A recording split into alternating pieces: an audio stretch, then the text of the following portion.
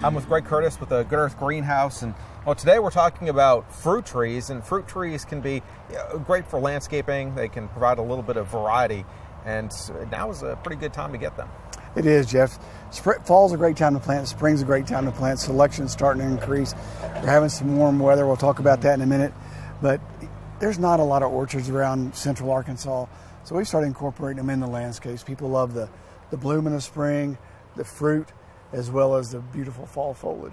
But when you do start growing fruit trees, this one here is probably about maybe 5 years old, so it doesn't need pruning yet. If I'm going to start pruning on it at some point, what I would do is just kind of take the ones that go, I'm going to go ahead and cut this one off because it's incorrect, the ones that kind of cross across the plant like that. So you want to make it where an older gentleman told me where a bird could fly through without hitting the limbs. Now, I didn't prune mine. I didn't have time last year in 18. So, Jeff, I've got limbs going up all over the place. I had good fruit last year, even though I didn't. So I'm going to come in pretty hard this year and hit some of my main stalks, which I'm not recommending that on this tree by any means. But if you forget a year, don't think it's going to be catastrophe. But fruit trees is a great way. I've got one over here. Let's show one down here on the end just real quick.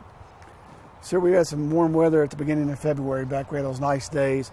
So if it's starting to bud like that, you're just going to have to go ahead and leave it, or no, you're going to cut the flower off in the fruit.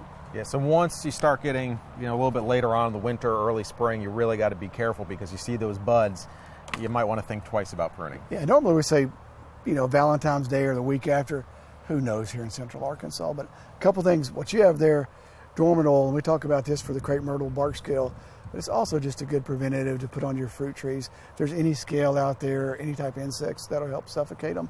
And then I know this says bedding plant food, and we're going to talk about this later this spring, but having that high middle number, you remember what that's for? Yeah, that's going to get your color on the blooms. There you go. Coming out. Going to help make more blooms.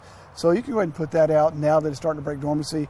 That will help for blooms this year, and then the phosphate will stay in the ground and help for blooms next year.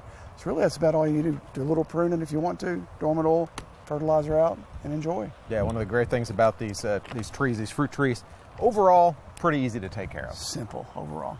All right, that's all the time we have for this week. Join us back here next week for the Good Earth Greenhouse.